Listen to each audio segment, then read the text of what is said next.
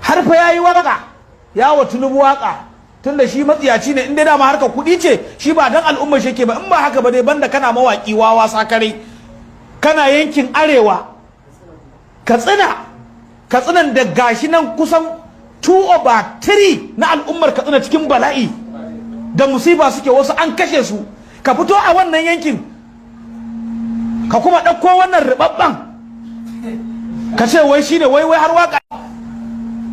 A ina ja gaba yake? Ana sa a gamna gaba mai kwari lafiyayye wanda zai iya shiga gaba ya ce a biyo ni. Ina ja gaban naku yake? Ku tambaye mana shi don Allah. Ku tambaye mana rarara waye ja gaban? Ina ja gaba yake? Ja gaba kai ne gaba ina? Ja gaba yana rawa, hannun shi na rawa. Ja gaba baya iya miƙewa, haka ake ja gaba. Da Allah ku canza shawara mana.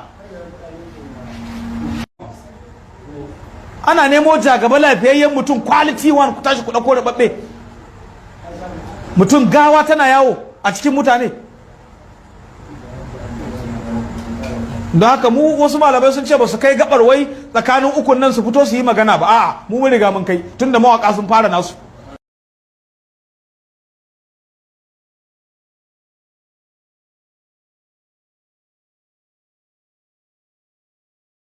Zuwa ga Kahutu Rarara jami'ar waka game da challenge inda ka saka na jagaba shine gaba. So ni Mubarak Unique Pikin a matsayina na mutum na biyu wanda ya fi kowa samun views a arewa, ma'ana wanda aka fi kallon bidiyon shi a arewa, ina da 20 million views. za ka iya shiga profile na ka gani ni ne mutum na biyu da nake da wannan a arewa. Sannan kuma a Afirka gaba ɗaya ni ne mutum na 11, a Najeriya ni ne mutum na 5. Ni ba zan maka challenge ba zan hau maka bidiyon ka ba a matsayin challenge, sai dai ka biya ni ne maka. In za ka biya ni kuɗi miliyan 40 zan yi maka aiki iya daidai na ya wa'adin yarjejeniyar da muka yi da kai, duk da ma dai ina da inda nake wa aiki, amma an ce business is business. Yawa wannan kenan, saboda ni ba zan zo ne challenge ba ma da ƙarshe a ce ban ci.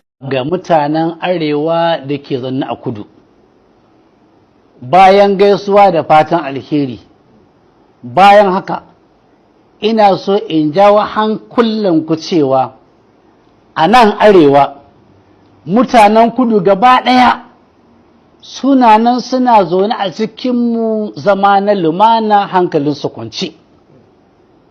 Sun gina manya-manyan gidaje da kamfanoni da sana'o'i. Ba su haya shaguna, shagunansu ne. Ba su haya gidaje, gidajensu ne. Ba su haya motoci, motocinsu ne. Filaye da suka gina cocina duk suna takaddun mallakar wa'annan filaye. Ba su fuskantar kowace irin barazana.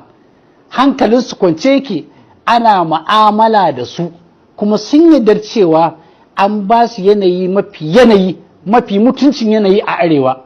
Ba su da tararrabi kuma ba su tunanin komawa gida, saboda a can gidajensu ba filayen gina gidaje, ba filayen gina coci, ba shagunan haya, babu gidan haya saboda karancin wani abubuwan gaba ɗaya. Ku kuma kuna can kuna yankan farce, kuna gadi, kuna shushaina, kuna wankin huluna. Ba ku da shaguna, ba ku da gidaje, ba ku da sana'a, ba ku da matsayi, ba ku da mutunci, kuma ana nan ana maku kisa irin na gilla, makabartan ma da za a rufe ku babu. Ina kira gare ku cewa zaman kudu in dai na yankan farce ne, ku dawo nan mun fi su yawa, wa'anda za ku yanke mu farce sun fi yawa a arewa. In na shushayana ne, mun fi su sayan takalma da za ka samu mutumin arewa da takalmi 50-30. Ku dawo akwai takalman da za ku wanke ya fi ƙarfinku. Idan dako ne za ku yi, akwai kayan dako da yawa. In tura baro ne, akwai barurruka da yawa. Idan gadi za ku yi, ku taho ku yi gadi a nauri. In a caɓa ne, mun fi su yawan mutane masu hawa a caɓa. Zama a kudu a wurinku ƙasƙanci ne, wulaƙanci ne, kuma ko a tsari na addini ba a yadda ka faɗa inda aka fi ka yawa ba. Wannan kiran ne maku shine a matsayina na ɗan uwanku mai tausaya muku, mai son ku, wanda ya fahimci cewa